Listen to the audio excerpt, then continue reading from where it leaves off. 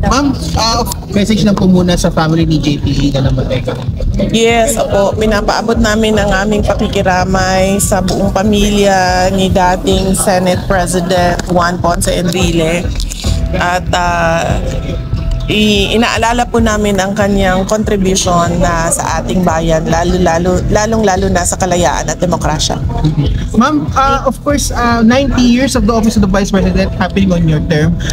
How does it feel po the OVP has stood the test of time despite na maraming challenges ang nangyayari ngayon sa office of the Vice President under your term po? Yes, under your term. Well, yes. Yan yung sabi namin, no? We built on the legacies of the past vice presidents. Marami kaming natutunan doon sa kanila. Resiliency, disiplina, public service, and we will continue. The office of the vice president will continue to do our best to serve the Filipino people. A comment regarding the President's statement that inaasahan na may makukulong by December sa mga ilang projects. Can you get your view on that? Ang dugtungan ko na lang, although wala siyang binanggit ng mga politicians at wala pa naman daw sapat na ebidensya to include Martin Romualdez. Opo. Pwede yung anniversary lang muna. Sige, ma'am, Yeah. rally na Thank na. you, thank you. May rally sa Sunday. Na yung ibang presidents succeeded the president and were or either elected. Sa tingin nyo sa panahon nating ito, sa dami ng nangyayari sa bansa, anong kailangan natin sa vice-presidente? Mag-succeed or ma-elect na presidente? Hindi ko po alam kung anong mangyayari bukas, pero definitely kung may bansa pa tayong matatawag sa 2028 ay merong elections sa 2028 para sa bagong vice president. But let me just thank all of our friends from the media for joining us for this 90th anniversary celebration of the office of the vice president. We are truly happy to celebrate it with you. And our theme is the recognition of all the contributions of every Office of the Vice President employee. Ma'am, may lumabas na info na kayo daw ay mag-join sa Sunday rally ng INC. Are you really going to go to join? Wala akong sa lahat ng mga rallies, wala akong schedule. Dito sa Pilipinas, ang mga rallies na ginagawa namin ay laging nasa overseas or abroad.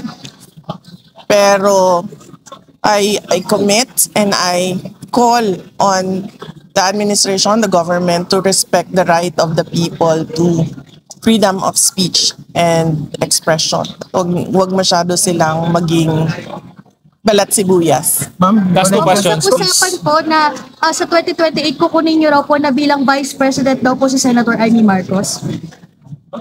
Ay, hindi pa po ako nakakapag-desisyon kung tatakbo ako sa 2028, ma'am. So, hindi pa po ako umabot sa punto na nag-isip kung sino ang Vice President. Ma'am, reaction lang po doon sa pagkaka-file ng sedition charges laban kay Congressman Kiko Barzaga. Parang sinasabi niya na parang sagot daw ito ng Marcos administration laban sa kanya na sobrang critical niya against the administration. And he's Yes, just one of the 97, ma'am, na kinasuhan po ng CIDG.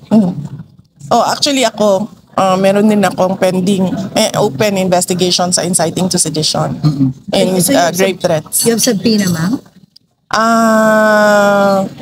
Sandali tinawag na ba ako? Hindi ko maalala. Sa dami ng kaso ko, hindi ko na maalala kung Last April lang. tinawag na ako, no? Sa DOJ, ma'am. No? Yeah. Pero nothing has something to do with the September 21 rally po. Wala naman kayong ganun, ma'am. Wala ako sa September 21 na rally. Iba yung sa akin. But it's the same case, inciting to sedition. And I think it's an open investigation until now. Ginagamit nilang panakot. At ang gusto ko lang sabihin ay, tutulad kanina, sinabi ko, huwag masyadong maging balat sibuyas yung administrasyon. Dahil isa sa aspeto ng demokrasya at good governance ay dissent. At hindi mo pwedeng pigilan yun. Dahil karapatan yan ng mga tao na magsalita kung ano yung iniisip nila, kung ano yung nararamdaman nila. Kung hindi man pabor sa administrasyon o gobyerno na yung sinasabi ng mga tao, ay dapat respetuhin nila yon. Last question. Ma'am, yung sa destabilization, naniniwala ba kayo nagiging paranoid ng government? Oo naman, ma'am. Matagal na yan sila paranoid. Kailan ba sila nagsimula maging paranoid? Ang balita ko, nagsimula sila maging paranoid noong nagbabiyahe sila abroad. Na natatakot sila na wala na silang babalikan dito sa bayan natin. At nakikita nyo naman yung paranoia nila sa mga actions nila tulad nung panggigipit sa mga kababayan natin na nagsasalita kontra sa kanila, panggigipit sa mga taong gustong mag-witness sa mga kaso laban sa mga government officials natin ngayon na aliado ng administrasyon. At in fact, ang pinakamaganda na example dyan, yung the most vocal critic before everything, all this flood control scandal happened, the most vocal critic at the time was President Rodrigo Duterte. And they silenced him by kidnapping him and sending him abroad. And speaking of PRRD, ma'am, how is he po? Baka pwede Okay lang. balita sa latest. Last week kami nagkausap after Bagyong Tino, before Bagyong Uwan, at okay lang naman siya. Sinasabi lang niya na pinapaabot niya sa lahat ng mga Pilipino na nasa isip niya kayong lahat sa panahon ng inyong kagipitan at kalungkutan, at pinapaabot niya yung kanyang condolences sa mga pamilyang namatayan at mga pamilyang hanggang ngayon hinahanap pa rin yung kanilang mga mahal sa buhay. Ma'am, do you have plans na bisitahin Ang siya galing ng before- Tagalog ko, JC. Ito yung aking Ma'am, do you have mentor. plans na mabisita si PRRD before 2025 ends? Wala pa pong schedule kung kailan yung susunod na pagbisita ko kay dating Pangulong Rodrigo Duterte. Naman na nga po sabi niyo, you will announce your plan for 2028 sa first quarter ng 26, ma'am? Or Last quarter. Last Ng quarter. 26 pa. 2026. Oo. Pwede mapaaga yung announcement ko. Oh. Ano yung magiging considerations, ma'am, para mapaaga? Bakit kailangan mapaaga, Red? Pag maganda yung sagot mo, sige, aagahan ko yung sagot ko. Walang sagot si Red. Walang rason kung bakit kailangan natin agahan yan. Ma'am, last na lang po kasi may survey po yata ang Okta na nagsabi na medyo nag-dip ang inyong approval rating. Less than majority, 47%. Medyo nag-dip. Pero yung kay Marcos po yata bumaba, especially sa Mindanao. What's your reaction po sa mga survey ratings po ng Okta and other research firms po, ma'am? Opo, assume natin assuming na yung paggagawa ng research nila ay tama, yung Office of the Vice President, hindi naman kami nagtatrabaho para sa trust or approval ratings.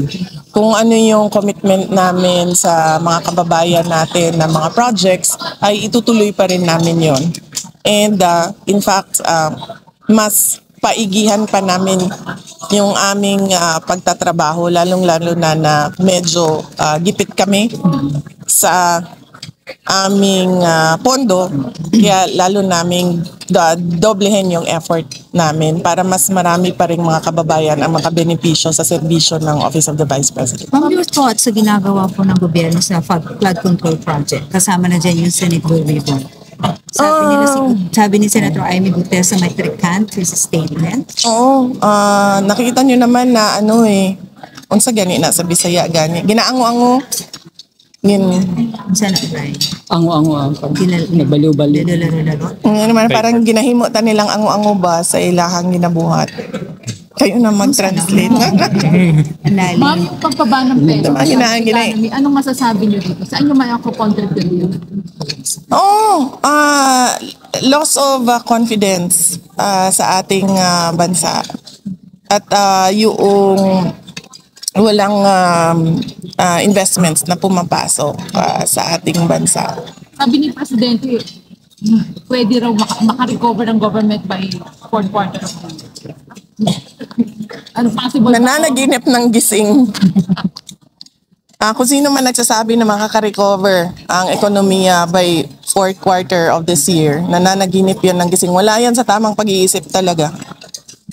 Mamensahe mo na lang po sa dadalo sa rally, kasama daw po yung mga retired general or those who are in the service po before. Yes, oo. Sa lahat ng mga kababayan natin na gustong ipahayag yung kanilang nararamdaman, yung kanilang iniisip, yung kanilang opinion, yung kanilang advice para sa administrasyon, para sa gobyerno, ay suportado kami sa Office of the Vice President. Suportado namin kayo sa inyong paggamit ng inyong karapatan sa malayang pamamahayag, freedom of speech and expression.